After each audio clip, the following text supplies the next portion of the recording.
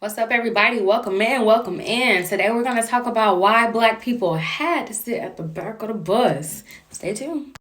One of the reasons that Black people had to sit at the back of the bus was so the white passengers in the front never had to look at the Black passengers in the back. They could just look out the front of the bus and pretend that they didn't exist. First things first, rest in peace, Uncle Phil. Okay, Black Americans in the South were not asked to sit near the rear of the bus. It was the law, and they were forced to give up their seats for white passengers simply because they were white if they wanted to sit where they were. The law was simply another humiliation that reinforced the second class status of Black Americans in the South. There was no purpose to the law except to ensure that Black Americans stayed in their place and didn't forget who were their superiors. To make matters worse, if all the seats in the front were filled up with white people and they had to sit in the Black area, then a Black person had to give up their seat. Ain't that some nonsense? I bet they'd be mad if I was sitting right here. Just the cheesing. Nah, I ain't getting to the back of the bus, cuz.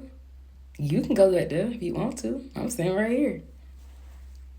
I'd also like to draw your attention to the location of the wheels. The whites only seating section would be within the area between the wheels, and so more stable, offering a smoother ride.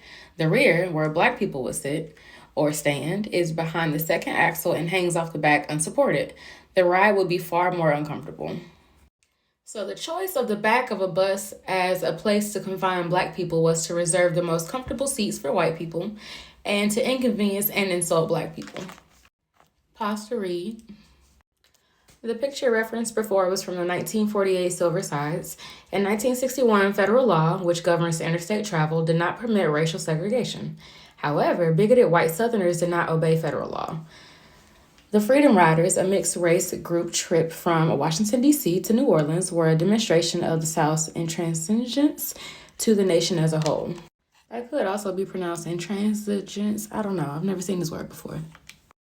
Anywho, at various stops along the way, participants were beaten for the crime of defying local racial etiquette, even though under federal, not local jurisdiction. In Anniston, Alabama, one bus suffered a tire blowout and came to a stop by the highway. It was quickly surrounded by white supremacists who set it on fire and prevented escape by those within. In his memoirs, one of the Freedom Riders recalled realizing this was the moment he would die. Preferring asphyxia to burning, he began taking deep breaths of the toxic chemical-laden smoke.